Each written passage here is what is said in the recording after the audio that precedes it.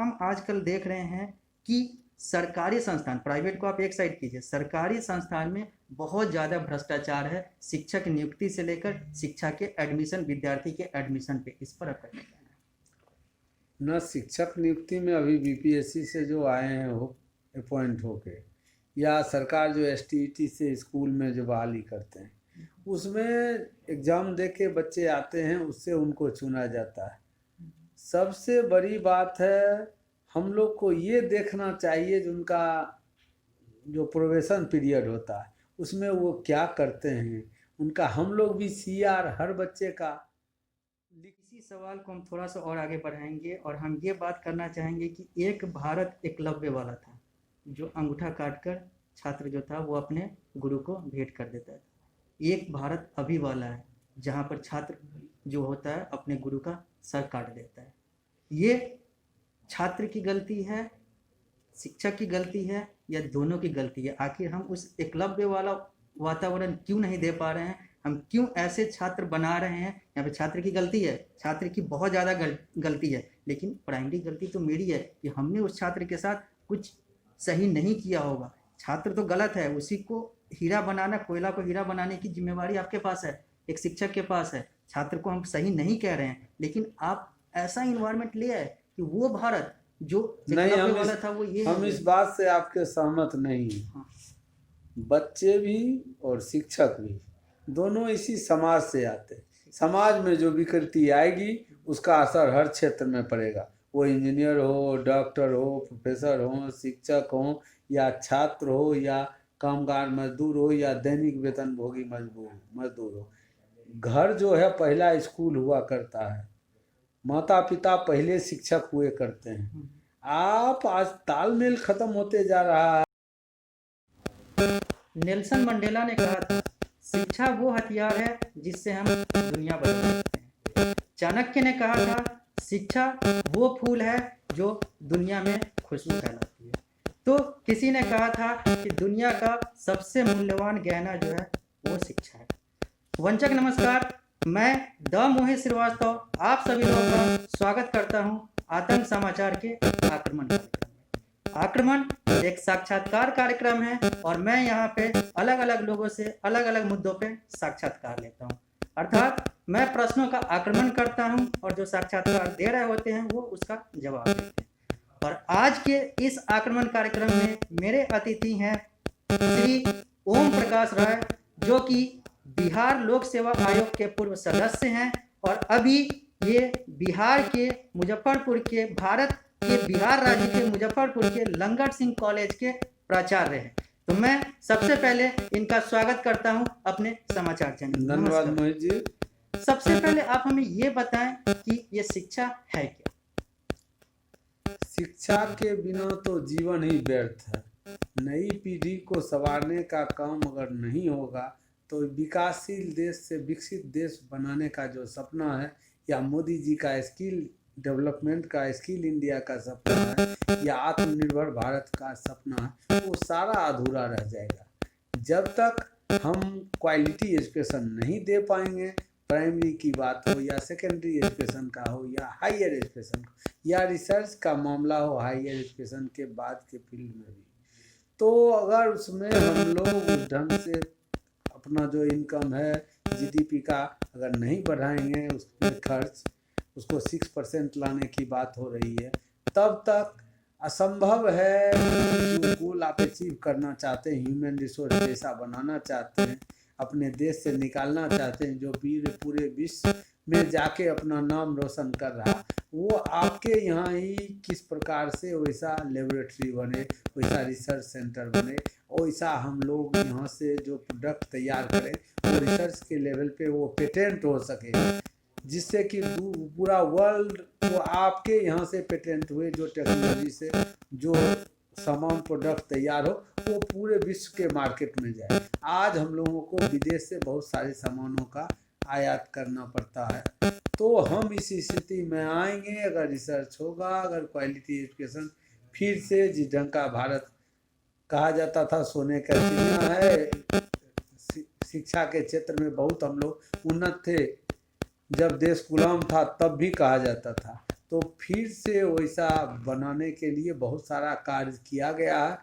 विभिन्न पार्टी की सरकार रही, लेकिन सबका लक्ष्य रहा जो क्वालिटी एजुकेशन, लेकिन आज भी वो सपना अधूरा है। उस सपना को पूरा करने के लिए अभिभावक, छात्र, गणमान्य नागरिक, जनप्रतिनिधि, शिक्षक सबको मिलके काम करना होगा। सोचना होगा मैं इस पेशे में क्यों आया हूँ, मुझे कैसा बच्चा तैयार करना है, इस कार्य पे ध्यान देना होगा। शिक्षा का महत्व तभी पूरा होगा जब हर हाथ को हम काम दें। जब कम में भी कैसे जिया जा सकता है उसको जीने की कला सीखें। हम लोगों के मनसा वचना करना में तालमेल हो। हम लोग बच्चे का सर्वांगीण विकास, उसको ऑलराउंडर कैसे बनाएं, वो किसी फील्ड में जाए तो नाम रोशन करे, वो राज्य में रहे या राज्य से बाहर जाए या विदेश जाए। तो शिक्षा संपूर्ण मानवीय गुण से भरा हुआ समाज की अगर स्थापना करने में हम लोग सक्षम हुए, तभी असली शिक्षा का महत्व जो होना चाहिए वो मिल पाएगा। नहीं तो व्यर्थ है। हम लोगों का भी जिस कार्य में लगे हुए हैं उसमें अगर क्वालिटी एजुकेशन नहीं दे पाए, ह्यूमन रिसोर्स उच्च कोटि का नहीं तैयार कर पाए, तो हम लोगों का भी बताया कि शिक्षा ये है वो। मैं ये जानना चाहता हूँ कि शिक्षा का परिभाषा क्या है। शुद्ध पढ़ना, शुद्ध बोलना और शुद्ध लिखना, ये हमारे समाज में शिक्षा को परिभाषित करता है। क्या यही शिक्षा है, या फिर आप बताएं कि शिक्षा है क्या? सबसे पहले तो आप हमें ये बताएं।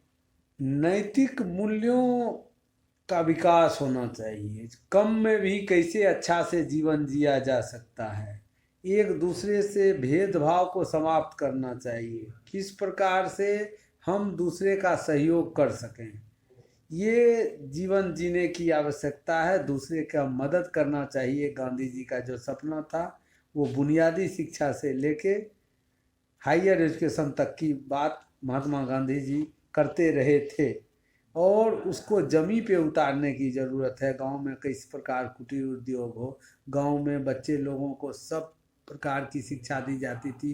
प्राइमरी स्कूल, हाई स्कूल में भी बागवानी भी सिखाया जाता था, रस्सी बनाना भी, हर ढंग का काम करने के लिए उसको तैयार किया जाता था। तो मैं आपके माध्यम से अभिभावक लोगों से, शिक्षक लोगों से आह्वान करना चाहता हूँ कि ऐसा बच्चा तैयार करें जो कोई काम करने में सक्षम हो। जैसे आर्मी में ट्रेनिंग दिया जाता है, जो बॉर्डर पर अगर रोड भी टूट गया उसको भी बनाना हो, उस एरिया में जहाँ आतंकवादी लोगों का संगठन काम कर रहा है, वहाँ जाके जो बच्चे जीवन में भटक गए हैं उनको भी अच्छा ज्ञान दिया जा सके। वहाँ स्कूल में जाके वो पढ़ाते भी हैं, भले वो इंजीनियर हों, भले वो डॉक्टर वाला आर्मी में हो, पद पर हो, लेकिन वो इसलिए हम लोग को भी तैयार करना। बहुत सारे देश हैं वो 10+2 10th के बाद बच्चे को किस फील्ड में जाना, उस फील्ड के लिए उसको तैयार करते हैं।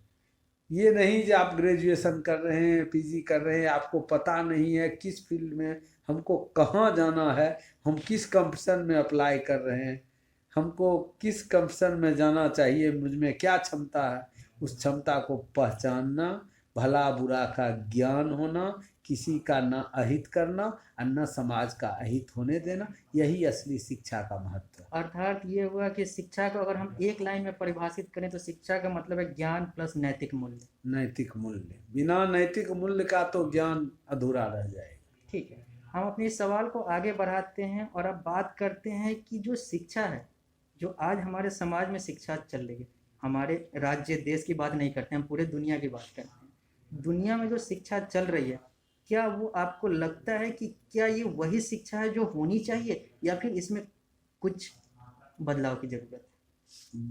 पुरानी शिक्षण पद्धति जो थी उसको, नया जो हो रहा मॉडर्नाइजेशन, टेक्नोलॉजी का भी महत्व बढ़ गया। बिना टेक्नोलॉजी के भी आजकल बच्चे अपने फील्ड में अच्छा नहीं कर सकते हैं, इसलिए उनको कंप्यूटर का ज्ञान, नेट का उपयोग करना, बहुत सारा जो ऐप आया हुआ है उसको भी जानने की ज़रूरत है।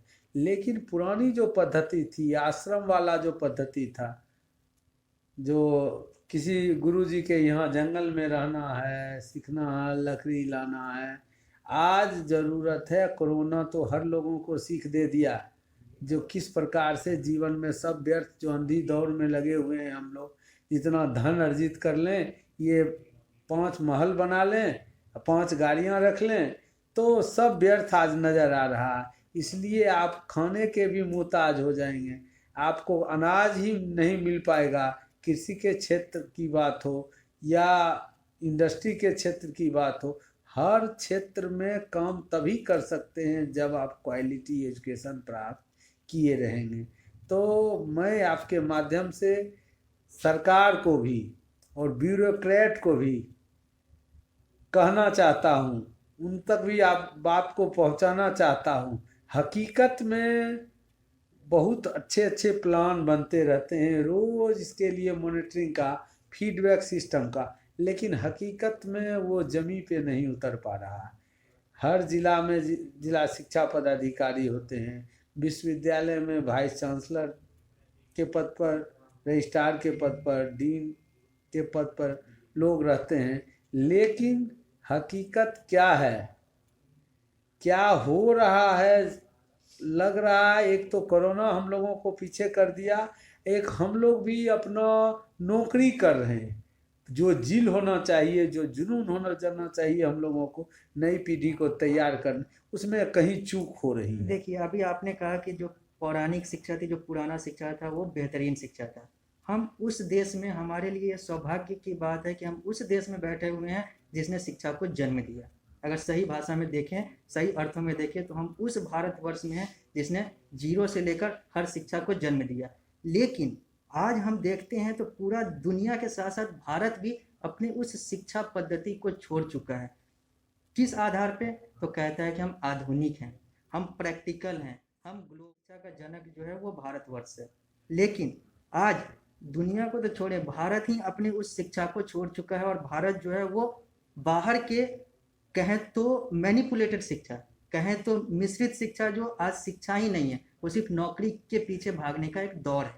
तो आज हमें ये शर्म नहीं आनी चाहिए कि हम उस देश में रहकर उसी शिक्षा पे बात कर रहे हैं जहाँ पे ये शिक्षा हमने अपने तरीके से, हमारे पूर्वजों ने और हमने उस शिक्षा को बर्बाद कर दिया। बाहर के पद्धति को जानना चाहिए। आजकल तो विश्व जो है सो ग्लोबल मार्केट हो गया, जानना सबका है, लेकिन अपने यहाँ जो मूलभूत सुविधा की ज़रूरत है, मेरे यहाँ जो असली रॉ मटेरियल है और यहाँ का सोसाइटी किस ढंग का है, यहाँ की आबो हवा क्या है, यहाँ किस प्रकार पर्यावरण को बचाया जाए, इस सब को सोचते हुए बच्चे लोग कैसे खुली हवा में सांस लें, कैसे प्रदूषण फ्री जीवन जिएं, किस प्रकार स्वच्छ पानी पिएं, ये सब जानने के बिना शिक्षा का सब असंभव है। आपको अच्छी शिक्षा पानी होगी तभी पता चलेगा जब पानी का दुरुपयोग ना करें, बिजली का दुरुपयोग ना करें, किस प्रकार हम जंगल और ज़मीन को बचाएं, हमको पहाड़ की किस प्रकार से सुरक्षा करना, ये सब बात जानने की ज़रूरत है। जहाँ तक मैकाले पद्धति की बात है, इंग्लिश की बात है, आज बहुत सारे देश हैं, आज विकसित देश हो गए, रशियन लैंग्वेज में रूस काम करता है, चाइनीज़ लैंग्वेज में चीन काम, बहुत सारे देश अपने भाषा में भी काम करके आगे बढ़ रहे हैं। हम लोग को भी अपने आप को मजबूत करना चाहिए। दूसरे का भी भाषा, इस देश में लोग 7-7, 10-10, 12-12 भाषा तक जानते, जब चाहेंगे अपने आप को, ये बहुत बड़ी क्षमता है भारत के लोगों को, वो विषम परिस्थिति में भी अपने आप को बदल लेता है, वैसा अपने आप को ढाल लेता है। क्योंकि यहाँ बहुत, कभी बाढ़ की विविधता, कभी गर्मी का, कभी ठंडक, सब झेलने का क्षमता बना हुआ है लोगों को। उस क्षमता का उपयोग करके जब चाहेगा अपने आप को, सरकार को भी दृढ़ इच्छा शक्ति दिखानी होगी। जो केंद्र का योजना शिक्षा के क्षेत्र में हो या स्वास्थ्य के क्षेत्र में, वो जमीन पे कितना उतर पा रहा है। राजीव गांधी जी भी कहे, जो केंद्र का पैसा 10 पैसा, हम 100 पैसा भेजते हैं तो ब्लॉक स्तर तक, पंचायत स्तर तक पहुंच पाता है। इस पर मंथन करने की ज़रूरत है। उसी प्रकार हम लोग शिक्षा के लिए जो प्राइमरी एजुकेशन है या सेकेंडरी एजुकेशन है, उससे रॉ मटेरियल जब तक अच्छा नहीं मिलेगा, स्कूल में ही बच्चे लोगों में ऐसा नींव दिया जाता है, जो आगे हो के हम लोग तो हायर एजुकेशन वाले उसको थोड़ा चमकाने का प्रयास करते हैं। तो क्वालिटी एजुकेशन क्या कारण है जहाँ सरकारी स्कूल से बच्चे प्राइवेट स्कूल की ओर दौड़ रहे हैं, अभिभावक दौड़ रहे हैं, ये फ्रेंचाइजी वाले स्कूल में जा रहे हैं। ये सोचना होगा, अच्छे समाज को भी जुड़ना होगा। मेरा बच्चा स्कूल जा रहा है, मेरा बच्चा कॉलेज जा रहा, वो क्या कर रहा है, उसको क्या मिल पा रहा है, उससे उसका जीवन में आगे कैसे बढ़ पाएगा, ये सोचने की ज़रूरत है। वो भी अपने जिम्मेवारी से, अभिभावक भी अगर सरकारी स्कूल में भेजते हैं, कॉलेज में भेजते हैं, तो अपने आप को अलग महसूस न करें, उससे फ्री नहीं महसूस करें कि ये जिम्मेवारी अब कॉलेज का है, स्कूल का है। जब तालमेल अभिभावक, छात्र और टीचर के बीच में रहेगा, तभी वो आउटपुट निकल पाएगा।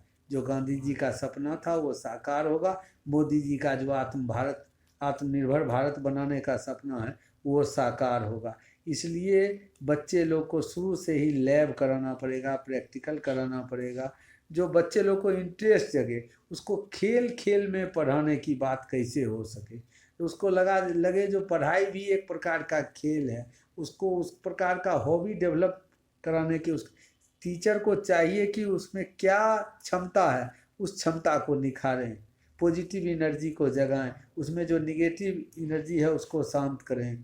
तो ये काम शिक्षक का है।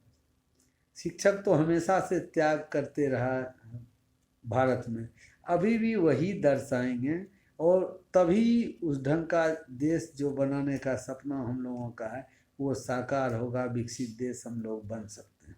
ठीक है, अगर हम शिक्षा को एक घर मान लेते हैं तो घर जो होता है वो खंभे पे खड़ा होता है।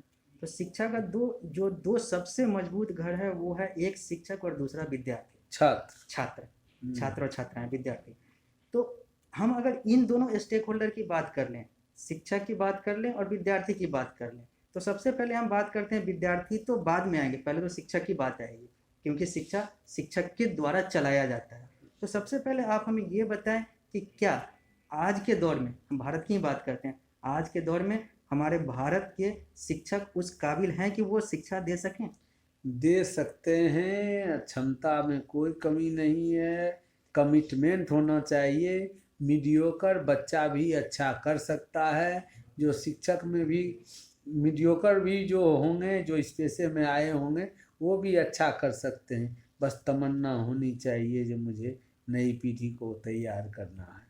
मुझे इसलिए इस पेशे में आए हम, मैं बिजनेस करने के लिए इस पेशे में नहीं आया हूँ।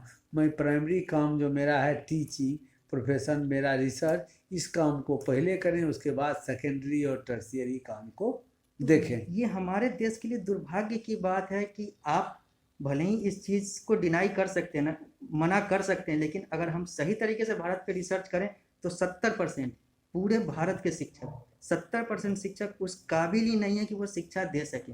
वो या तो शिक्षा को इसलिए ज्वाइन करते हैं क्योंकि उनको कहीं और नौकरी नहीं मिलती है, या फिर इसलिए ज्वाइन करते हैं क्योंकि शिक्षा में बहुत कम मेहनत है और ज़्यादा आर्थिक आउटपुट है, या फिर इसलिए ज्वाइन करते हैं ताकि वो शिक्षा में जाकर इश्कबाजी कर सकें। ये सब बहुत घिनौनी चीज़ें हैं जो आप मना कर सकते हैं, हम लेकिन ऐसा नहीं मानते हैं। बहुत सारी चीज़ें बताएं। इसको भी सरकार को ही देखना चाहिए किस प्रकार। अभी बिहार पब्लिक सर्विस कमीशन जैसे असिस्टेंट प्रोफेसर लोग आए हैं, वो अच्छे आए हैं, लेकिन उनको भी जिम्मेवारी के साथ कार्य करना चाहिए। पहले जब हम लोग शिक्षक के रूप में आते थे तो 5 साल 10 साल पहले अपने आप को शिक्षक अच्छे साबित करना चाहते थे। अभी हम लोग भी लग जाते हैं कैसे प्रमोशन हो, कैसे पेपर पब्लिश हो, कैसे सेमिनार हो, किस प्रकार मैं आगे बढ़ सकूं। जिस काम के लिए हम टीचिंग के लिए आए हैं उससे कुछ विमुख होते जा रहे हैं। उसमें जो कमिटमेंट होना चाहिए उसका अभाव कुछ नज़र आता है। एज ए प्रशासक, एज ए प्रिंसिपल मैं भी इसको महसूस कर सकता हूँ, लेकिन मैं रोज़ जगाते रहता हूँ शिक्षक बंधु को, छात्र को। छात्र दिल से पढ़ाई करें, शिक्षक आप दिल से और सेंटीमेंट से उस बच्चे को भी अपना बच्चा समझ के पढ़ाएं, जिससे उसी को असली फूल समझे, उसी फूल का सुगंध लें और उसी बच्चे के द्वारा हम लोग जाने जाएं, शिक्षक और प्रिंसिपल।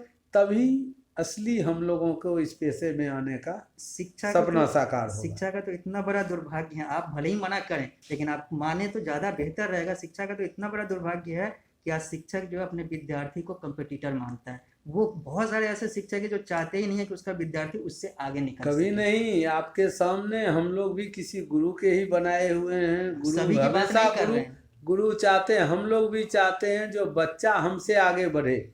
हम लोग चाहते हैं जो बच्चे के द्वारा हम जाने जाएं। ऐसा होना चाहिए। एक शिक्षक ही ऐसा है जो जिस प्रकार पुत्र आगे बढ़ता है तो पिता को खुशी होती है, उसी प्रकार कोई छात्र उसका शिष्य कहीं अच्छा करता है तो उसे बेहद खुशी की यही होना अनुभूति चाहिए। होती है। ये तो होना ही चाहिए। गुरु शिष्य परंपरा इसी में कहा ही जाता है। कहें तो एक जो अभियंता होता है, जो इंजीनियर होता है, वो या तो रोड बनाता है या तो कंप्यूटर बनाता है अपने डिसिप्लिन के आधार पे। एक मैनेजर जो होता है वो प्रबंधन का काम करता है। डॉक्टर जो होता है वो चिकित्सा का काम करता है। लेकिन शिक्षक ही एकलौता ऐसा पेशा है जो इन सारे चीज़ों को बनाने का काम करता है। तो हमें ये चीज़ देखना होगा कि जो आपने बोला है, आदर्श बातें बोली है, ये सही में हो। हम आके क्वेश्चन को बढ़ाते हैं और बात करते हैं सरकारी शिक्षा संस्थान की, विश्वविद्यालय की, विद्यालय की, महाविद्यालय की। हम आजकल देख रहे हैं कि सरकारी संस्थान, प्राइवेट को आप एक साइड कीजिए, सरकारी संस्थान में बहुत ज़्यादा भ्रष्टाचार है, शिक्षक नियुक्ति से लेकर शिक्षा के एडमिशन, विद्यार्थी के एडमिशन पे। इस पर आपका क्या कहना है? न शिक्षक नियुक्ति में अभी बीपीएससी से जो आए हैं वो अपॉइंट होके, या सरकार जो एसटीईटी से स्कूल में जो बहाली करते हैं उसमें एग्ज़ाम दे के बच्चे आते हैं, उससे उनको चुना जाता है। सबसे बड़ी बात है हम लोग को ये देखना चाहिए जो उनका जो प्रोबेशन पीरियड होता है उसमें वो क्या करते हैं।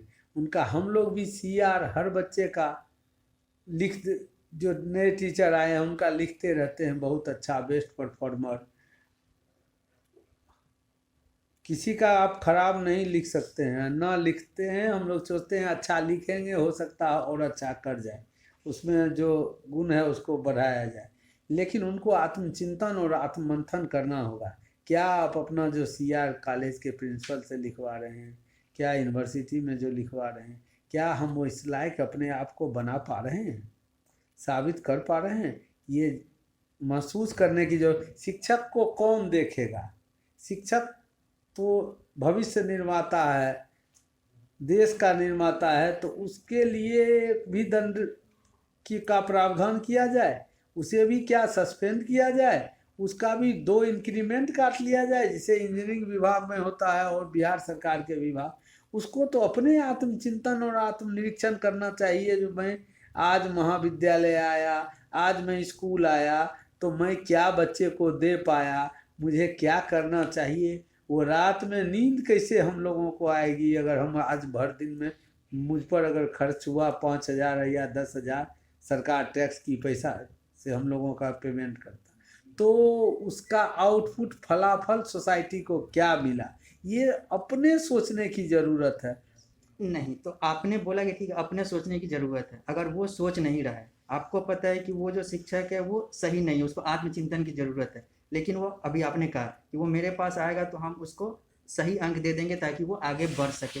तो ये हमें नहीं लगता, आपको नहीं लगता है कि ये एक शिक्षा के तौर पे, एक शिक्षक के तौर पे गलत प्रैक्टिस है? आप उसको वहीं पे हथौड़ा मारिए ताकि वो आगे सुधर सके, क्योंकि आपके नज़र में वो गलत है, लेकिन आप इसलिए बढ़ा दे रहे हैं क्योंकि वो आत्मचिंतन करे। आत्मचिंतन कर रहा होता तो आज वो नौबत ही नहीं आती। तो आपको आत्मचिंतन कराना होगा। अगर वो बात से न माने तो आपको उसको हथौड़े से, वैचारिक हथौड़े से मारना होगा। उसके लिए सरकार को, राजभवन को, विश्वविद्यालय को, कॉलेज एडमिनिस्ट्रेशन को, सबको मिलके सोचना होगा जो किस प्रकार से इस पर माहौल बने।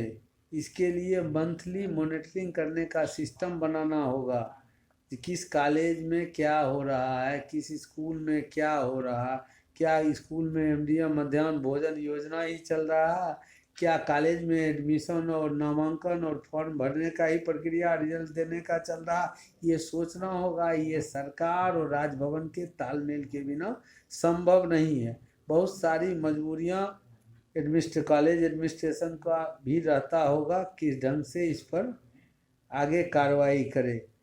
तो आज कोई बात उठाने से पहले सोचना पड़ता है कि किस प्रकार से ये आगे भी इम्प्लीमेंट, आप कोई निर्णय लेंगे, हो सकता है वो निर्णय ऊपर जाके टूट जाए, तो आप कल से रॉन्ग बॉक्स में चले आएंगे।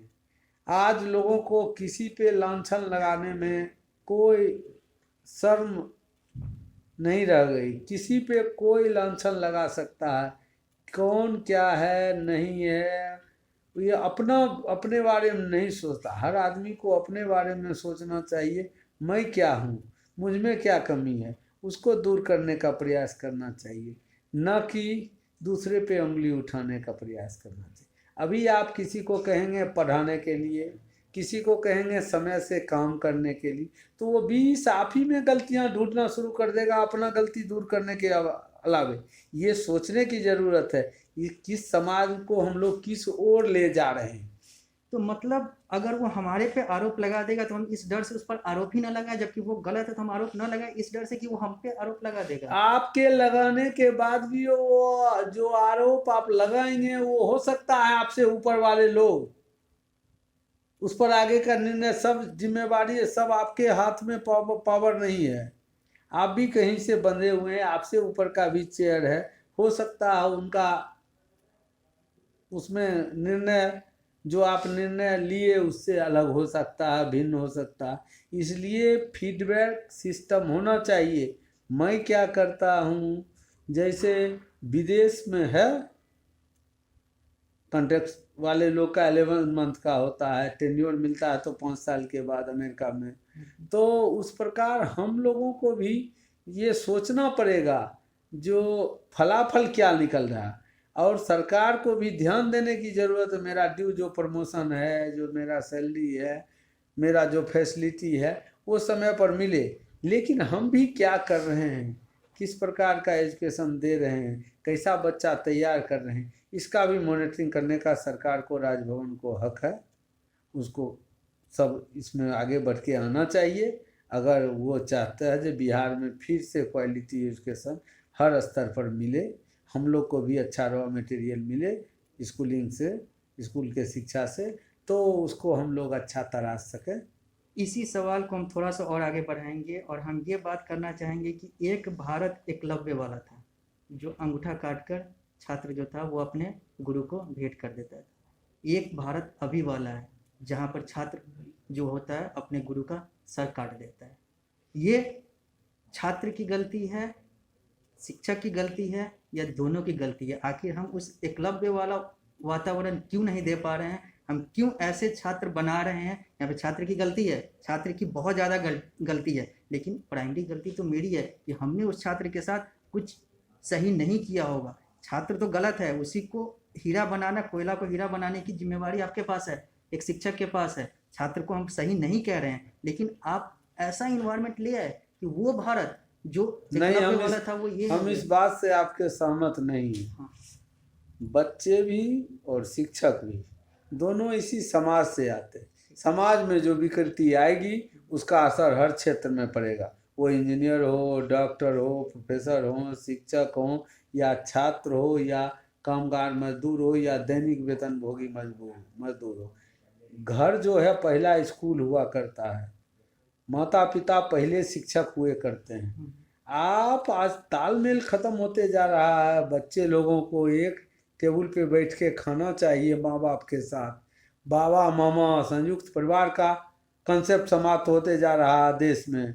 सब अकेले हम दो हमारे दो उतना तक ही सीमित रहते हैं, और उस दोनों में भी माता पिता नौकरी में चल जाते हैं, उस वो बच्चा क्या कर रहा उसको देख नहीं पाते हैं। अब प्राइवेट कंपनी में है तो हो सकता है आपके आने से पहले बच्चे सो जाते हैं, आपके ऑफिस जाने से सुबह जब आप तैयार होते हैं तब तो कोई स्कूल चला गया रहता है।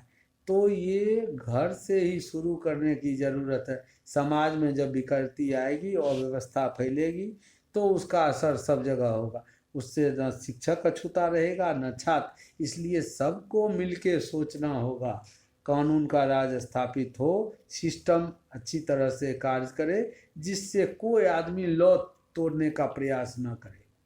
ठीक है, अब हम इसमें एक चीज़ जोड़ रहे हैं कि आपने जो बोला कि माता पिता और जो सामाजिक इन्वायरमेंट है, इसके लिए बहुत बड़ा जिम्मेवारी रखता है।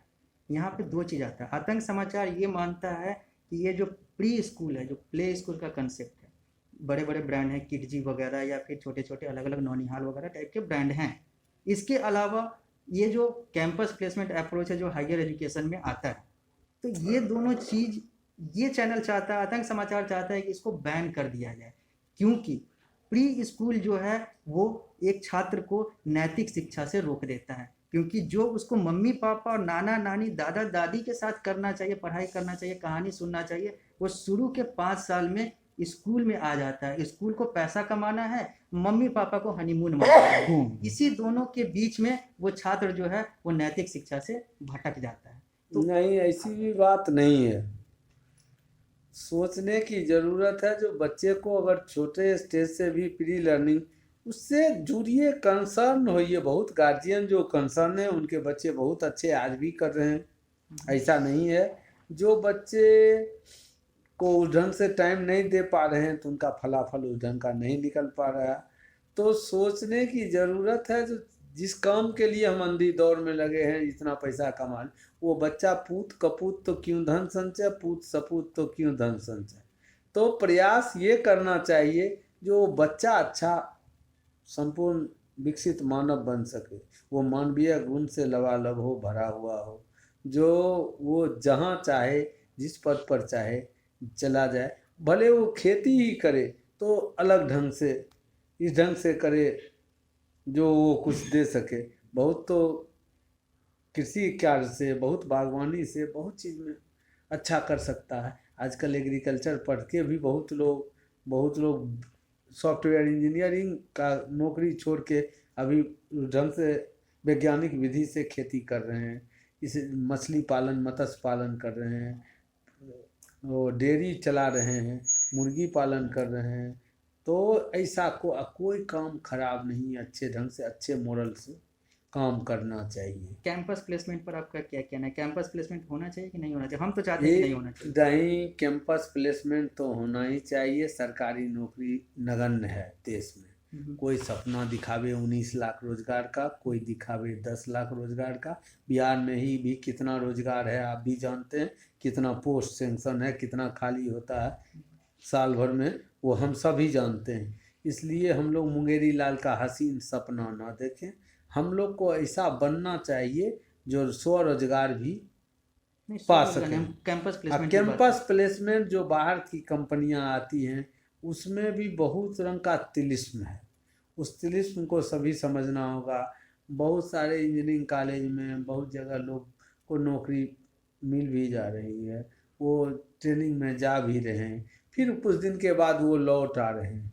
हमको ऐसा बनाना चाहिए कि एक एक लोगों को 2-2, 3-3 नौकरी का ऑप्शन मिले। हम लोग को जो अभी सरकार का जो मोदी जी का जो स्कीम स्टार्टअप का जो शुरू हुआ, आप में क्षमता है, बहुत लोगों में क्षमता है, हम जो किसी कंपनी में जाकर जॉब करेंगे उससे अच्छा वो हम अपना स्टार्टअप स्टार्ट करेंगे। वो भी उसका कैंपस प्लेसमेंट तो एकदम होना चाहिए, और उसके लिए इस तरह का माहौल बनना चाहिए जो अच्छी अच्छी कंपनियां आपके पास आएँ। जो इस ढंग की कंपनियां नहीं आए जो आपको तिलिस्म दिखा रहा हो, जो मैं इतने का पैकेज दे रहा हूँ, मैं इसे कर रहा हूँ, वो जीवन वो आपको निचोड़ लेता है। आज भारत में लोग सरकारी नौकरी क्यों खोजना चाहते हैं, क्यों लेना चाहते हैं, आप इस पर तो हमसे पहले प्रकाश डाल ही चुके हैं। उस यही सोचना होगा जो सरकारी नौकरी को भी प्राइवेट नौकरी के जैसे हम लोग करें। हम लोग भी 8 घंटा मिनिमम सीरियस वर्क करें, सब तभी देश का जीडीपी में ग्रोथ जिस ढंग का चाहते हैं वो होगा। ये नहीं जो सरकारी नौकरी मिल गई तो हम लोग पेंशन लेने लगे। पेंशन वाला स्कीम भी अब समाप्ति हो गया है, जानी ने उसकी भी मांग उठ रही है बहुत सारे संगठन के। जब पेंशन का उम्र होगा तो पेंशन लें हम लोग, लेकिन पहले जब आए हैं नौकरी में तो करके दिखा दें जो प्राइवेट वाले से ज़्यादा अच्छा हम कर सकते हैं। न प्रशासनिक पदाधिकारी को न सरकार को, सबको समझना चाहिए हम किसके लिए आए हैं। जिस जनता के लिए आए हैं उसको दे क्या पा रहे हैं। तो सब मिलके चाहिए जब सर्वांगीण बच्चे का विकास हो, अच्छा नागरिक बन के वो निकले, जो देश के लिए देशभक्ति की भावना जज्बा उसमें हो, और वो कहीं भी विश्व में जाए तो भारत का नाम रोशन करे। आपने कैंपस प्लेसमेंट को कहा कि होना चाहिए। मेरा कहना है कि अगर कैंपस प्लेसमेंट हो जाता है, हम अगर बीटेक कर रहे हैं, मेरा अगर कैंपस प्लेसमेंट हो जाता है, हम हायर एजुकेशन नहीं लेंगे, एमटेक की तरफ नहीं जाएंगे, एमबीए की तरफ नहीं जाएंगे, कोई भी कोर्स नहीं करेंगे। तो कैंपस प्लेसमेंट जो है ये तो आपके हायर एजुकेशन को रोक दे रहा है ना। कैंपस प्लेसमेंट से आप अपने हायर एजुकेशन को मेरा एक मानना है हर व्यक्ति को हायर एजुकेशन लेने की कोई आवश्यकता नहीं है। तो मतलब नौकरी ही सब कुछ है, पैसा ही सब कुछ है। नौकरी जरूरत है, नौकरी तो हकीकत है। नौकरी अगर नहीं करेंगे तो आप परिवार नहीं चला। जो हायर एजुकेशन के यहाँ जो हर व्यक्ति इंटरमीडिएट करता है, ग्रेजुएशन करता है, पीजी करना चाहता है, हर को एमटेक करने की ज़रूरत नहीं है, हर को पीजी तक की डिग्री लेने की ज़रूरत नहीं है। जो उस फील्ड में जिसका हॉबी हो, जो अच्छा रिसर्च कर सकता हो, जो टीचिंग प्रोफेशन में आना चाहता हो वही आए, नहीं तो बीटेक की ही डिग्री काफ़ी है। ग्रेजुएशन लेवल के डिग्री पे जितना कंपटीशन है वो हर कंपटीशन में आप जा सकते हैं। बस मास्टर डिग्री आपको पढ़ाने के लिए या बढ़िया रिसर्च के फील्ड में जाने के लिए आवश्यकता। बहुत सारे देश हैं जहाँ ज़्यादा लोग नहीं जाते हैं हायर। वैसे हमारे यहाँ जो विश्व का जो रेशियो है उसमें अभी भी हम लोग पीजी में बहुत कम है। हमारे यहाँ कॉलेज की संख्या, विश्वविद्यालय की संख्या और बढ़ाने की आवश्यकता है। मेडिकल कॉलेज भी बहुत सारा नीतीश सरकार में भी खोला गया है, इंजीनियरिंग कॉलेज, लेकिन वो खोल देने से ही नहीं होगा। बहुत सारे आईटीआई खोले गए हैं, बहुत सारा मेडिकल के इंस्टीट्यूट खोले गए हैं, लेकिन जो खुला हुआ वो अच्छा से काम कर रहा है कि नहीं कर रहा है वो देखने की आवश्यकता है। उसके बाद नया, चलिए अच्छी बात है, कोई बच्चा पैदा लेगा वही अच्छा सर्वांगीण विकास होगा, संपूर्ण मानव बनेगा। उसी प्रकार इंस्टीट्यूशन भी पहले ग्रोइंग स्टेज में होता है तो उस पर भी ख्याल रखें। लेकिन पुराना इंस्टीट्यूशन यहीं जो एमआईटी है या पटना का पटना इंजीनियरिंग कॉलेज है या बीसीई भागलपुर है, वो जो पहले जैसे बच्चे निकलते थे उस ढंग का क्या आज क्वालिटी एजुकेशन लेके वो बच्चे निकल रहे हैं? वैसे बच्चे आज के नए पीढ़ी के ज़्यादा तेज हैं उस समय के, लेकिन उनको भटकाव से बचाना होगा, उनको सही दिशा में कदम बढ़ाने के लिए प्रेरित करना होगा। उत्प्रेरक का, कैटलिक एजेंट का काम हो शिक्षक, प्राचार्य और सोसाइटी को भी करना होगा। पहले था समाज में किसी को कोई चाचा बाबा, कोई शिक्षक कोई गलत कर रहा तो उसको रोकने के लिए उसको उचित बात। आजकल तो कहिएगा तो कोई अभिभावक, उसके माता पिता जो होते हैं वही आपको कहने आएंगे मेरे बच्चा को नहीं को। अनुशासन भी सबसे बड़ा जीवन में अच्छा करने के लिए अनुशासन का उतना ही महत्व है। अगर बच्चा में अनुशासन आ जाएगा तो वो सब कुछ पा लेगा। मेरा कहना है जो आपके माध्यम से बच्चे अनुशासित होके किस प्रकार अपने जो गोल है उसको अचीव करने के लिए लगे, उसका लगातार मॉनिटरिंग शिक्षक को, सोसाइटी को और अभिभावक को करना होगा। मेरा सवाल आपसे जो था वो था कैंपस प्लेसमेंट पे। आपने बोला कि नौकरी जरूरी है, हम कभी नहीं बोले कि पैसे की ज़रूरत नहीं है, पैसे की ज़रूरत है। लेकिन अगर अपने नए शिक्षा नीति जो अभी लागू हुई है, उससे पहले जो शिक्षा नीति से अभी की जो शिक्षा चल रही है उसमें हम अगर मात्र 21 से 22 साल अगर हम प्रॉपर पढ़ाई में दे देते हैं, 23 साल प्रॉपर पढ़ाई में दे देते हैं तो हमारी पीएचडी तक कंप्लीट हो जाएगी। उसके बाद जो हमारा औसत आयु है अगर हम 70-80 भी मान लेते हैं तो उतना पर्याप्त है हमें अर्थ कमाने के लिए, पैसा कमाने के लिए।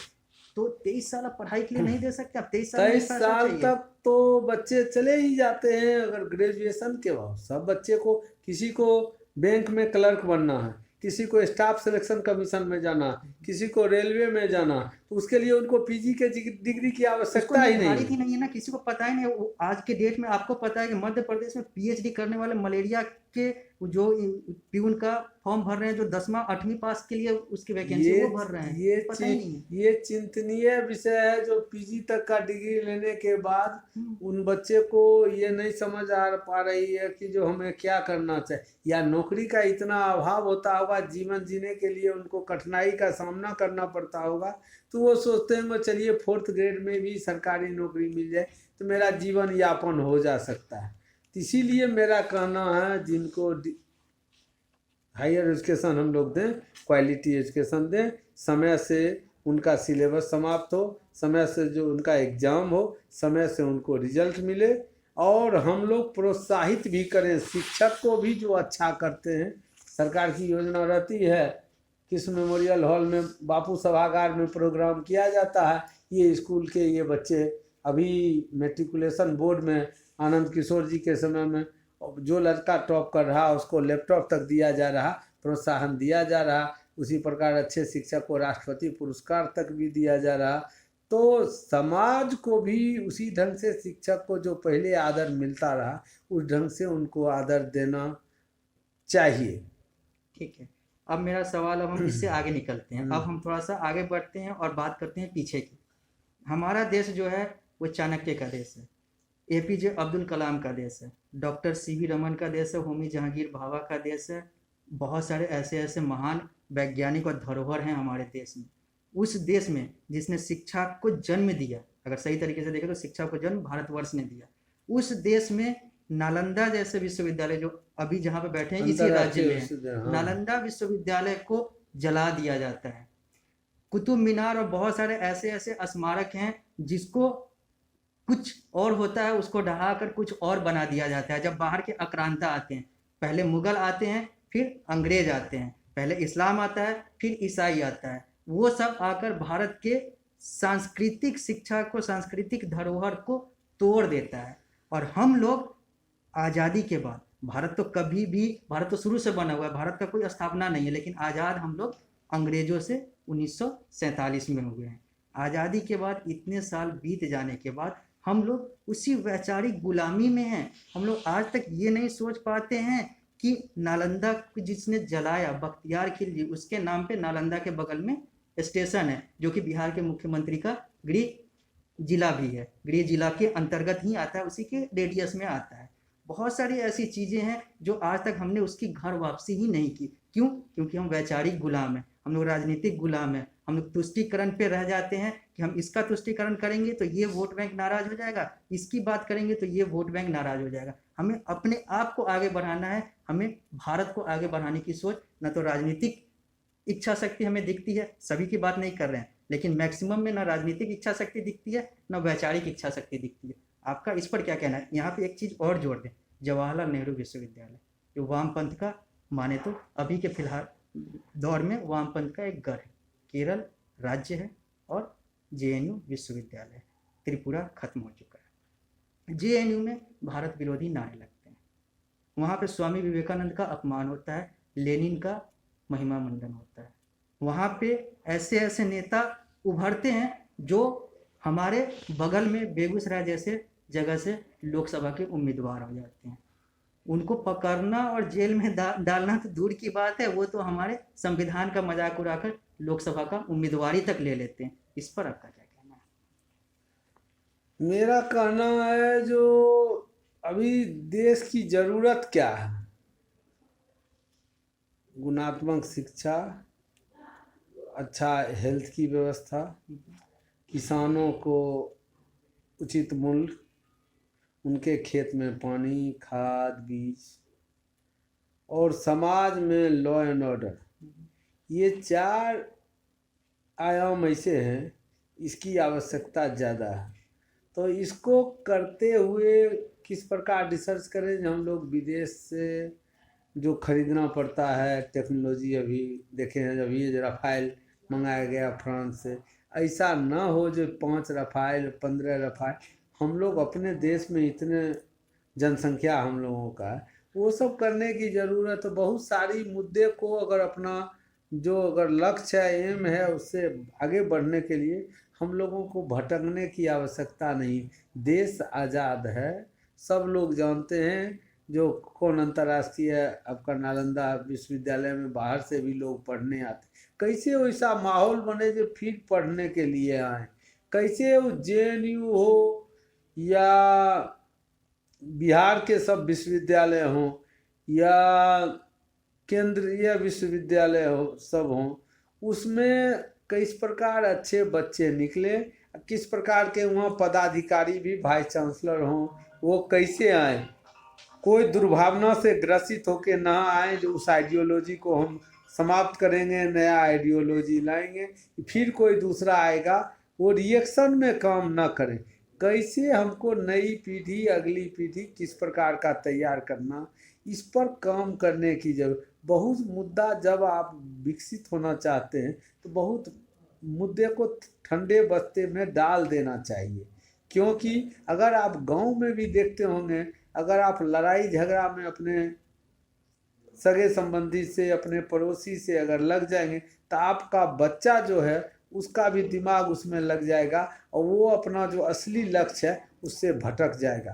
तो मैं आपके माध्यम से देश के लोगों को भी, राजनीतिक को भी कहना चाहता हूँ, हर चीज़ से ऊपर उठकर ऐसे कुलपति, ऐसे और ऊपर के पदाधिकारी ऐसा भेजें। आपसे, सरकार से कुछ छिपी हुई बात नहीं है। कौन क्या है वो सब जानती है, उनका इंटेलिजेंस, उनका रॉ, उनका बहुत सारे विभाग हैं, आईबी, उनको सब मालूम है, हर व्यक्ति के बारे में जानकारी।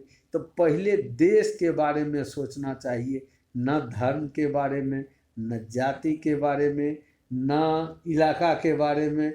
ये बिहार का है, ये केरल का है, ये वेस्ट बंगाल का है, ये पंजाब का। इससे ऊपर उठकर एक राष्ट्र की जो संकल्पना है उसको साकार करने के लिए, किस प्रकार देश की आज़ादी के लिए लोग, हमारे पूर्वज लोग किस प्रकार इस आज़ादी को पाए हैं, उसको हमेशा याद रखना चाहिए। और नई पीढ़ी को भी उनके जीवनी को पढ़ना चाहिए। उनको आज़ादी के बारे में बताने वाला भी कोई नहीं है किस प्रकार। वो तो समझते हैं आज ये आए, पढ़े लिखे, किस कोई स्मैक में पड़ जाते हैं, कोई नशा के चक्कर में पड़ जाते हैं, कोई आप बते आए सब एज के चलते कुछ दूसरे कार्य में भी लग जाते हैं। उनको समझना होगा, जो वो हमारे जो स्वतंत्रता सेनानी हैं, हम लाए हैं तूफान से किश्ती निकाल के, इस देश को रखना मेरे बच्चों संभाल के। तो बच्चे को समझाने की ज़रूरत है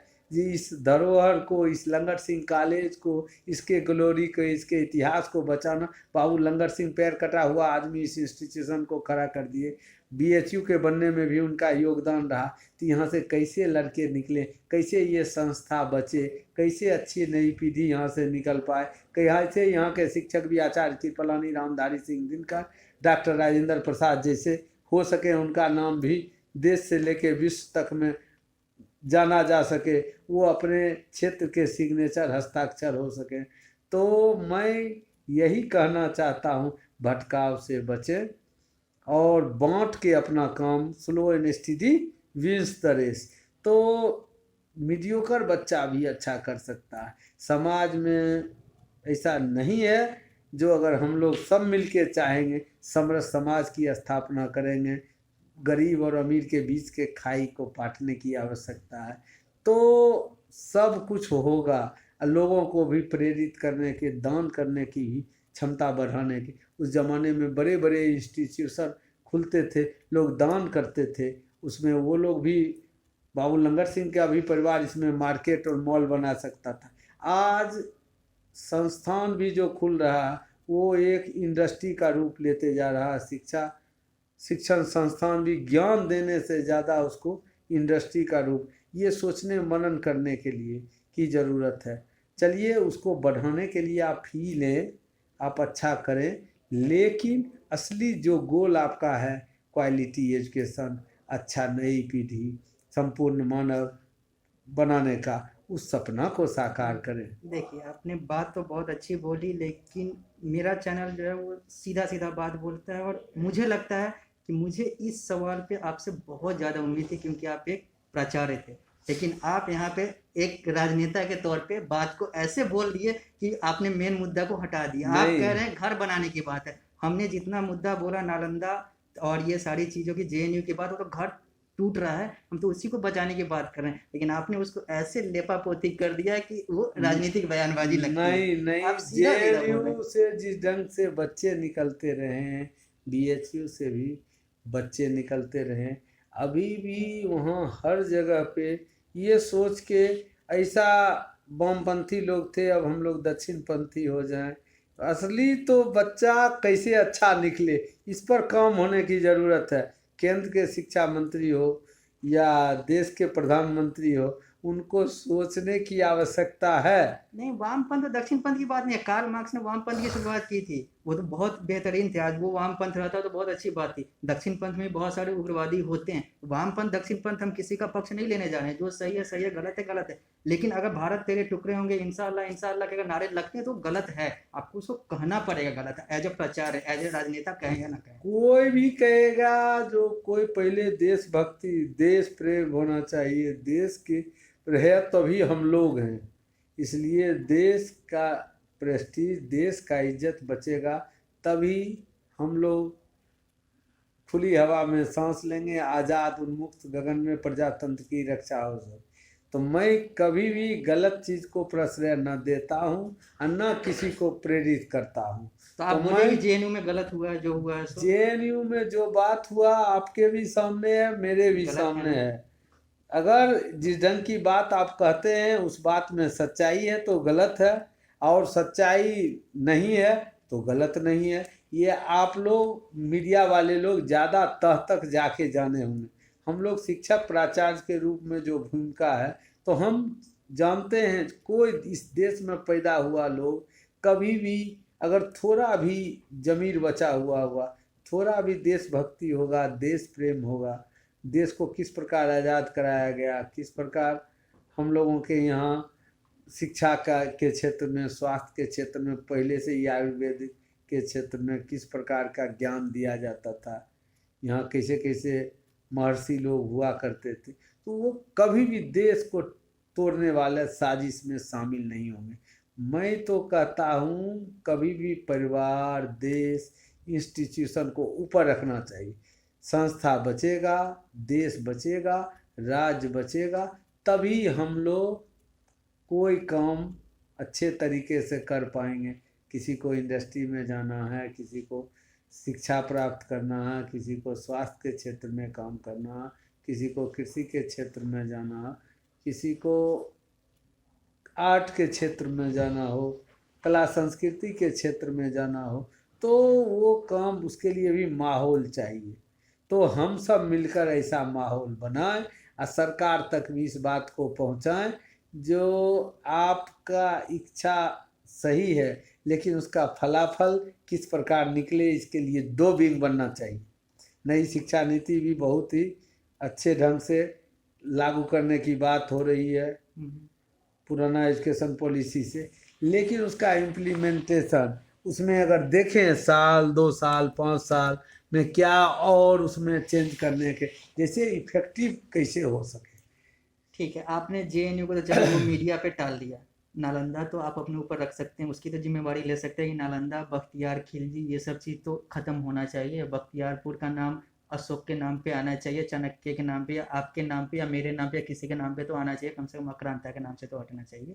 आप इसकी तो जिम्मेवारी ले सकते हैं अपने ऊपर। नहीं, इसमें कोई नाम रखा गया, उसका इतिहास, हम इतिहास के छात्र, हम भौतिकी के छात्र हैं, भौतिकी के शिक्षक रहे हैं।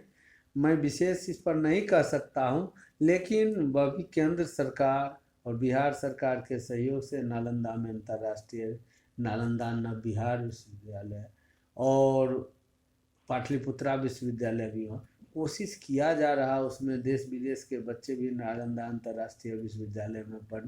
कई इस पर वहाँ साउथ बिहार सेंट्रल यूनिवर्सिटी वो ग्रेडिंग में बहुत ऊंचा चला गया है।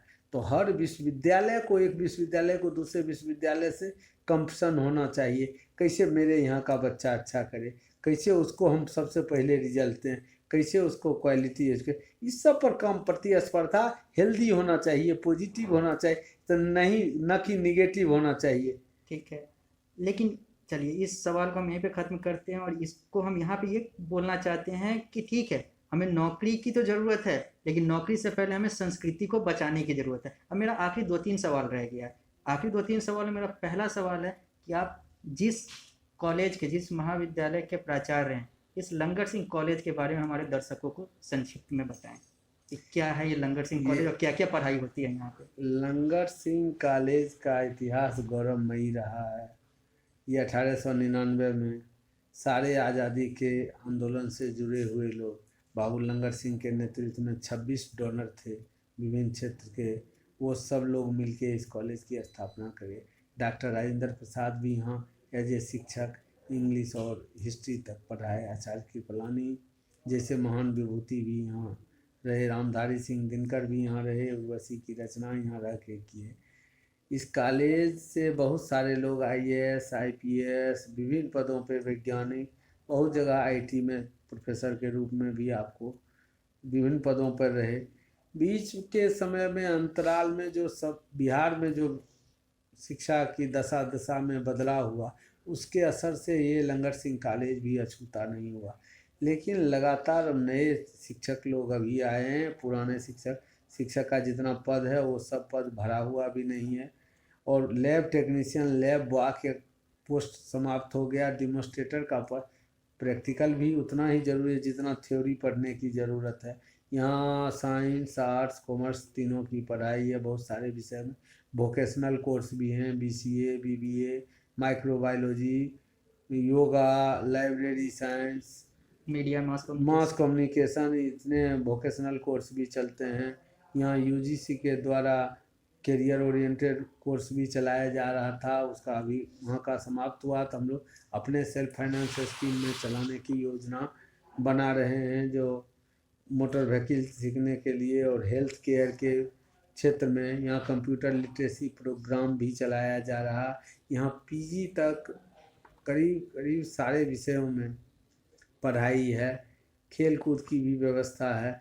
लेकिन कोरोना के चपेट में बच्चे लोग को विचलित होने की ज़रूरत नहीं है। फिर नया माहौल बनेगा। कोरोना का टीका भी सुन रहे हैं आने वाला है। संयोग है जो भारत भी उस क्षेत्र में अग्रणी भूमिका निभाने की हैसियत रखता है और उस पर काम भी कर रहा है। बहुत सारे दवा कंपनी वाले लोग इस पर रिसर्च कोलेब्रेशन में कर रहे हैं। तो मुझे आशा और पूर्ण विश्वास है यहाँ के बच्चे इस कॉलेज के ग्लोरी को फिर से आगे बढ़ाने के लिए प्रयासरत रहेंगे। ये कॉलेज हेरिटेज कॉलेज है। इस कॉलेज को पहले सरकारी कॉलेज, गवर्नमेंट कॉलेज हुआ करता था। इसका मेंटेनेंस भी बिहार सरकार का बिल्डिंग डिपार्टमेंट, PHED डिपार्टमेंट, पानी का, रोड का PWD और बिजली का बिजली विभाग करते रहा। मैं आप चैनल के माध्यम से कहना चाहता हूँ, ये 60 एकड़ में फैला हुआ कैंपस है। इसको कॉलेज को इतना संसाधन नहीं है जो ये अपने सोर्स से इसको सुरक्षित भी रख सकता है। तो इसलिए ये हेरिटेज बिल्डिंग मुजफ्फरपुर का ही नहीं, बिहार का ये धरोहर है। इसका जो स्ट्रक्चर है सब इंग्लैंड से लेके वहाँ के कॉलेज के अनुसार बनाया हुआ है। तो इसको बचाने की ज़रूरत है। इसको स्मार्ट सिटी में के प्रोजेक्ट में भी यहाँ के कमिश्नर पंकज कुमार जी से भी मैं मौखिक रूप से अनुरोध किया हूँ और पूर्व नगर विकास मंत्री सुरेश शर्मा जी से भी कहा। जो ये लंगर सिंह कॉलेज लोग देखने आते हैं, यहाँ से बच्चे पढ़ते हैं, जहाँ से इस ऐतिहासिक धरोहर को आगे बढ़ाने के लिए, इसको बचाने संरक्षित करने के लिए कला संस्कृति मंत्रालय को भी इस पर ध्यान देने की आवश्यकता है। आपको भी मैं अनुरोध करता हूँ, इसके लिए आप मुहिम जरूर चलाएं। ये मुजफ्फरपुर का लंगर सिंह कॉलेज सुरक्षित संरक्षित रहे, यहाँ से वैसा बच्चा फिर से निकले। इस ओर कार्य करने की ज़रूरत है। बच्चे को अपने जीवन में भटकने की ज़रूरत नहीं। भला बुरा का सब व्यस्त बच्चे हैं यहाँ। ज्ञान है, कौन कार्य कर रहे हैं, इसका फलाफल क्या मिलेगा, क्या मुझे करना चाहिए, क्या नहीं करना चाहिए, हम प्राचार्य के पद पर रहते, शिक्षक के पद पर रहते तो मेरी क्या भूमिका होती। ज़रा उस जगह पे रह के भी बढ़िया माहौल बनाना चाहिए, जो कोई गरीब से गरीब का बच्चा भी आके यहाँ से ज्ञान प्राप्त करके जाए।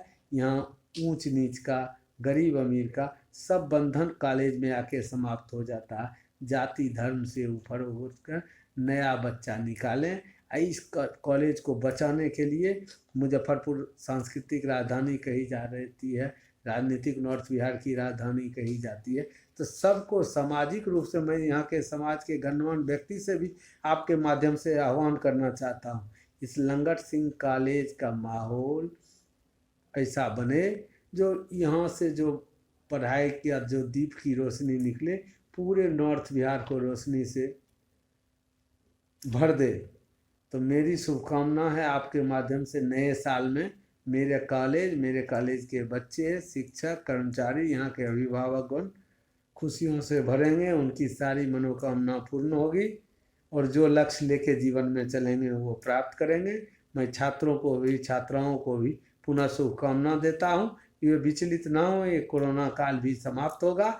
घर में भी रह के बुक से, लाइब्रेरी के माध्यम से हो, डिजिटल लाइब्रेरी भी आजकल मोबाइल में भी उसको प्रिंट निकाल के मैगजीन जरूर पढ़ें। एडिटोरियल बोर्ड अगर कमीशन देना चाहते हैं, बीपीएससी, यूपीएससी, बैंकिंग, उसकी तैयारी के लिए प्रतियोगिता दर्पण हो या प्रतियोगिता विकास हो या कमीशन सक्सेस रिव्यू हो या मनोरमा ईयर बुक हो या उपकार गाइड हो, जरूर पढ़ें इसको हॉबी के रूप में। किताब से बड़ा दोस्त कोई नहीं होता। हर दोस्त से धोखा मिल सकता, लेकिन बुक से आपको कभी नहीं मिलेगा।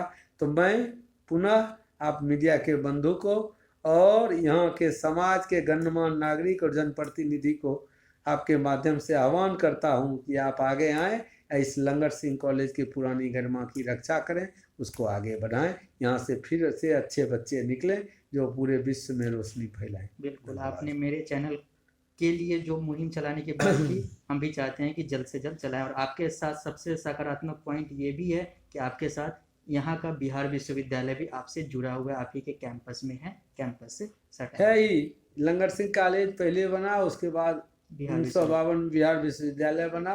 सारे बिहार के पटना यूनिवर्सिटी के कॉलेज के अलावा सारे कॉलेज बिहार में, यहीं से सारे विश्वविद्यालय बने हैं। तो इस ये बड़े भाई की भूमिका में बिहार विश्वविद्यालय है। बिहार विश्वविद्यालय अच्छा करेगा। यहाँ के कुलपति भी हनुमान पांडे साहब, जो फैजाबाद से भगवान राम की धरती से आए हैं, संयोग से नाम भी हनुमान है। तो ये यहाँ के छात्रों के करियर में मैनेजमेंट के फील्ड से आते हैं। तो मैं आशा करूँगा वो जो बच्चे लोगों को कठिनाई है, जो 3 साल के एग्जाम में 5 साल 6 साल लगता है, लड़के के जगह पर माननीय कुलपति और विश्वविद्यालय के पदाधिकारी और प्राचार्य अपने को रख के कोई निर्णय लें, जो कैसे लड़के का भविष्य संवरे, उसको डिग्री दे दें, उसको अच्छी पढ़ाई दे दें, जो कहीं अपना जीवन में फिर आगे बढ़ने के लिए उसको यहीं उलझा के न रखें कि वो बच्चा यहीं भटकता रह जाए। तो मेरी शुभकामना है इन बच्चों को भी। अब विश्वविद्यालय के प्रशासन से भी मैं आपके माध्यम से अनुरोध करता हूँ, जो आप तो पालनहार हैं इन बच्चों का, उन बच्चे के जगह पर रख के जरा सोच के उनके करियर को संवारें। धन्यवाद। ठीक है, हम एक थोड़ा सा सही करना चाहेंगे कि फैजाबाद नहीं, अब तो अयोध्या हो गया, तो उसकी घर वापसी होगी। अब हम यहाँ पे एक चीज़ आगे बढ़ना चाहते हैं, आखिरी का 3 सवाल। सबसे पहला सवाल, जातिवाद, आपने पहले कहा कि जातिवाद नहीं होना चाहिए, जाति धर्म से हम लोग ऊपर उठें, ठीक है। आज आप शहर में घूमें तो कोई ब्राह्मण भूमिहार करके एकता मंच चलाता है, कोई चित्रगुप्त एसोसिएशन करके चलाता है, कोई कानून एकता मंच चलाता है, कोई कुछ चलाता है। तो ये सब चीज़ आखिर कब खत्म होगी? और आरक्षण पर आपका क्या कहना है कि जातिगत आरक्षण होना चाहिए या नहीं? ये वोट के लिए ये जाति और सब कुछ जो मंच बनता है और सब कुछ करते हैं, कोई इसमें बुराई नहीं, अपना मंच बनाए, लेकिन उस मंच से सबको जोड़ें। आज स्थिति ये है, जो गांव में आपका जो सबसे नेक्स्ट डोर नेबर आपका भाई होता है, उसी से ज़मीन के लिए आपको झगड़ा होता है, उसी से पानी के लिए झगड़ा होता है। ये जात और धर्म ये सब ढकोसला है, स्वार्थ के लिए सब कुछ है। ये जात वोट के लिए लोग करते हैं। अगर आप इस सब चीज़ से ऊपर नहीं उठेंगे, आप उस ढंग का अगर देश बनाना चाहते हैं, इस जाति से ऊपर उठ के आजकल तो 50% शादी भी दूसरे कास्ट में हो रही, इसलिए ऐसी बात नहीं है। धीरे धीरे इसमें सुधार हो रहा, लेकिन जाति उसी समय तक है जब आपको कोई ऐसा काम करना, नहीं तो शादी विवाह भी अब जब दूसरे कास्ट में भी हो रही है तो ऐसी बात नहीं है। तो आरक्षण खत्म हो जाना चाहिए। आरक्षण की जातिगत। जरूरत ही नहीं पड़नी चाहिए। क्वालिटी एजुकेशन दीजिए, हर को फैसिलिटी पढ़ने का दीजिए। जो आजकल तो बहुत सारे लोग आरक्षण वाले भी जनरल कैटेगरी में अच्छे से आ रहे हैं। हम तो पब्लिक सर्विस कमीशन में मेंबर रहे हैं, 70% जनरल कैटेगरी में भी रिजर्व कैटेगरी वाले लोग मेरिट पे आ रहे हैं। इसको बढ़ावा देने की ज़रूरत है। सब लोग मिलके कोशिश ऐसा करना है, समुन्नत बिहार, विकसित बिहार बनाना है। नीतीश जी और मोदी जी का जो सपना है उसको साकार करना है। ये शिक्षा का जो स्थली बिहार और मुजफ्फरपुर कहा जाता है, वैशाली प्रजातंत्र की जननी जो कही है, लिच्छवी गणराज की राजधानी, यहाँ से फिर से ऐसा माहौल बने जो पूरा देश से फिर ऐसे बच्चे निकले जो अमेरिका, चीन, जापान, ऑस्ट्रेलिया सब जगह अपने मेरिट का डंका बजाएं और आगे बढ़ें और देश को आगे बढ़ाएं। ठीक है, मेरा अगला सवाल यह है कि मेरा आतंक समाचार एक मुहिम चला रहा है। मुहिम का नाम है हिंदू राष्ट्र भारत। आतंक समाचार चाहता है कि भारत को आधिकारिक रूप से हिंदू राष्ट्र बना देना चाहिए। इस पर आपका क्या कहना है? ये काम हिंदू राष्ट्र बनाने का काम है, ये जनता पे छोड़ देना चाहिए। आपका क्या मत है? आप भी जनता, एज ए जनता आपका क्या मत है? हम तो एक पद पर हैं, तो पद वाले लोगों को तो बहुत बात बोलने से बचना चाहिए।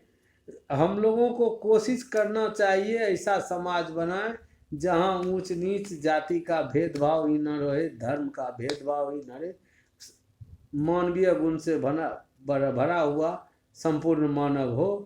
तो देश को हिंदू राष्ट्र हो या आजकल जिस ढंग का लोग मुहिम चला रहे हैं वो सब ठीक है। आपको कौन कहता है? यहाँ तो धर्म मानने की आज़ादी है जिसको जिस धर्म में है, लेकिन उसका प्रदर्शन नहीं होना चाहिए, वो दिल में रखना चाहिए। जैसे भगवान अल्लाह हो या भगवान राम हो, सबको दिल में रखिए और सब में वो रूप देखिए। आपकी बात आदर्श है, वो मेरी भी बात है, सबकी बात वही है। बहुत अच्छी बात है कि मानवता सबसे बड़ी धर्म होनी चाहिए, लेकिन दुनिया में 50 से ज़्यादा इस्लाम के नाम पर देश बने पड़े हैं, 50 से ज़्यादा ईसाई के नाम पर देश बने पड़े हैं, यहूदियों का इजराइल बना पड़ा है, म्यांमार बौद्ध का बना पड़ा है। तो हिंदू मंदिर का घंटा तो नहीं है ना कि यहाँ पे जो आएगा इसको बजाकर चला जाएगा, कोई केरल को खराब कर देगा, कोई जम्मू आप कश्मीर को खराब अपनी कर देगा। एबिलिटी को बढ़ाएं। गांधी जी का रघुपति राघव राजा राम, सबको सन्मति दे भगवान, ठीक है। इस पर चले। ठीक है, मतलब आपका इस पर कुछ नहीं कहना। मेरा एक और मुहिम है, वो है शहीद नाथूराम गोडसे। यहाँ पे आपको बहुत ज़्यादा अजीब लगेगा, लेकिन ये मेरा सवाल है। शहीद नाथूराम गोडसे आतंक समाचार एक मुहिम चला रहा है। आतंक समाचार चाहता है कि नाथूराम गोडसे जो एक देशभक्त थे उसको भारत में वो इज्जत दी जाए, वो शहादत का दर्जा दिया जाए जिसके वो हकदार हैं। आज राजनीतिक तुष्टीकरण के कारण से हम उसको वो इग्नोर करते हैं। हमारे एजेंडा में ये सब नहीं है। कोई जो गलत करेगा कानून हाथ में लेगा तो उसको दंड मिलेगा। किसी का अगर आपको विरोध भी करना है, प्रतिकार भी करना है, तो उसका तरीका संवैधानिक होना चाहिए, न कि कानून हाथ में ले लेना चाहिए। तो हो सकता है विचार गांधी जी का अलग हो, गोडसे जी का अलग हो, लेकिन हर बात का निदान बैठ के किया जा सकता है। उसके लिए हत्या तक जाने की आवश्यकता नहीं है। भगत वो सिंह भी निरा- नहीं जाना चाहिए था उनको हत्या तक। भगत सिंह को का मामला दूसरा था, दूसरे देश से भगत सिंह आज़ादी के लिए कर रहे थे। गांधी जी देश को आज़ाद कराना चाह रहे देश को थे, तोड़ रहे थे ना। अब तोड़ रहे थे तो आपको मांस के साथ, जैसे वो भूख हड़ताल आंदोलन अनशन करते थे, उसी ढंग का अपनाने की जरूरत थी। आपको गोली तक पहुंचने का मैं कभी नहीं ठीक है, मतलब आप इस पर अच्छा इग्नोर करते हैं। मानूंगा। आखिरी सवाल, आप मेरे समाचार चैनल के माध्यम से जनता को क्या कहना चाहते हैं? जनता को कहना चाहेंगे, हे मुजफ्फरपुर के महान नागरिक, आप बहुत ही जागरूक हैं, लेकिन कोई काम करने से पहले ये अवश्य सोचे किसी के बारे में करें, ये घटना मेरे साथ घटती तो मुझ पर क्या अनुभव होता। तो हमेशा समाज को सुसंस्कृत सभ्य समाज की स्थापना करने के लिए, समाज को तोड़ने वाले विध्वंसक शक्तियों से, विघटनकारी शक्तियों से बचाने के लिए हमेशा आगे आने की ज़रूरत है। जो तटस्थ रहेगा उसका भी इतिहास लिखा जाएगा। इसलिए सही क्या हो रहा, गलत क्या हो रहा, इतना आप जानने में सक्षम हैं। आप अच्छा इस ढंग का आगे बढ़ के आएँ, नहीं तो आज आपकी बारी है, कल उनकी बारी है, परसों मेरी बारी है, सब एक न एक दिन ऐसे सिचुएशन में पड़ेंगे जिसका फलाफल खराब निकलेगा। इसलिए सब मिलके एजुकेटेड मुजफ्फरपुर, सांस्कृतिक रूप से जागरूक मुजफ्फरपुर, स्वच्छ मुजफ्फरपुर बनाए, पर्यावरण को बचाने वाला कार्य करें। लोग जन्मदिन के अवसर पर जरूर पेड़ लगावें, शादी के अवसर पर जरूर पेड़ लगावें, फलदार वृक्ष हो तो और अच्छा। तो यही मैं यहाँ के लोगों से आह्वान, आप तो लीची के धरती के हैं, आम की धरती के लोग हैं, जामुन की धरती के लोग हैं, कटहल की धरती के लोग हैं, तो बच्चे लोग को, आज नई पीढ़ी जो आ रहा है उसको सब चीज़ की जानकारी, उसको गेहूं का पेड़ भी जरूर दिखाएं, उसको जौ का भी पेड़ दिखाएं, उसको धान का भी, पेडी का भी पेड़ दिखाएं जो किस प्रकार से सब चीज़ को बच्चा जाने, बच्चे का सर्वांगीण विकास हो, बच्चे के साथ खेलें भी, बच्चे के साथ दौड़ें भी, बच्चा को दोस्त के जैसे तैयार करें, वो आपका आंख देख के ही अनुशासित हो जाए, उसको मुंह से आपको कुछ कहने की ज़रूरत नहीं पड़े। मेरी शुभकामना है मुजफ्फरपुर के नागरिक बंधु से, आप जागें और मुजफ्फरपुर को शैक्षिक राजधानी के रूप में घोषित कराने के लिए कदम बढ़ाएं। तो आपने प्राचार्य जी को सुना कि उनका शिक्षा पर क्या विचार है। तो मैं प्राचार्य जी का धन्यवाद देना चाहूँगा और इनका आभार जताना चाहूँगा कि इन्होंने हमारे चैनल को इतना समय दिया। नमस्कार। धन्यवाद मोहित जी, आपका प्रयास सफल हो और सक्षम बिहार बने।